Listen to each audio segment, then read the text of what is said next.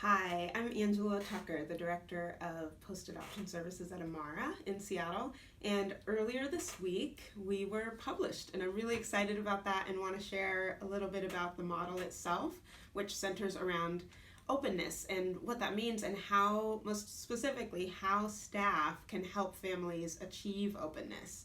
So this is the publication. I'm super excited to have it in my hands, but we'll also link to it so that you can click on it, and if you want to read all the academic jargon, you can. But in a nutshell, what we have found is that there's just very little empirical evidence about how openness is, how staff members help families achieve openness. And so we wanted to figure out a model to support that. So we've created kind of a 7-step sort of process using a few theoretical models, like a few theories, the family systems theory and the trans-theoretical model of change, as well as the ambiguous loss concept. So there's a lot of big words. It's all written out, but most specifically, this model is how we categorize all families. So it's my belief that every adoptive family fits into one of these 4 quadrants, and I will explain what those quadrants are. So if you look on the X and the Y axis, that at the top of this chart, fully disclosed means that a family is fully transparent about their child's adoption and why it happened, who their birth parents are.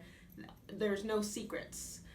At the bottom is a secret adoption. So parents are not disclosing why an adoption happened, the circumstances around it. It's also very uncomfortable to discuss just with others, much less in the home and with the adoptee. Over here we have the level of contact. So on this far left is no contact. So adoptees, adoptive parents, and birth parents don't see each other at all. And on the other side is full contact, so they're in connection with each other. One thing that's important to note, I think openness often gets really conflated and confused with physical contact, and this model pulls that out specifically. So if you have a fully disclosed adoption, that you're talking about it with ease and comfort, but there's no contact because maybe birth parents are deceased, incarcerated, they live on another continent, it's truly unsafe, that there's no contact, you still have what we consider a positive relationship for the sake of the adoptee's overall identity, that you are employing a spirit of openness, which is good.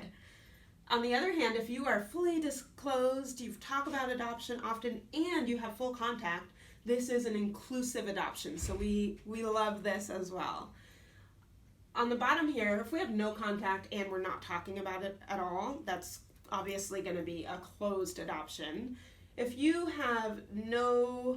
not talking about it much or it's uncomfortable, but you have some contact, we call that a mediated adoption, and that's where a lot of the work that we do takes place. So in this circle here for mediated, this kind of means that you're talking about it a little bit, but you're in touch. This typically happens when people have signed a communication agreement, and so they're legally bound to see each other, but it's really uncomfortable. So the whole point of this model is to try to move folks mainly from this mediated section up into either an inclusive or a spirit of openness sort of ethos and idea.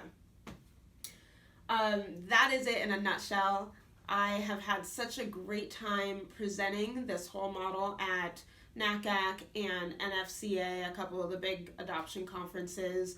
I'm hoping and looking forward to researching this model so we can see if our theory rings true, if by using some of these steps we've outlined and looking at it through the model of a trans-theoretical model of change, if people actually do move that way or not. So my next step is to research this, and that of course might take a little bit of time, but if so, that would make it one of the first openness model that would be evidence-based that I've heard of. So that would be a great feat for the adoption community as a whole. Thanks.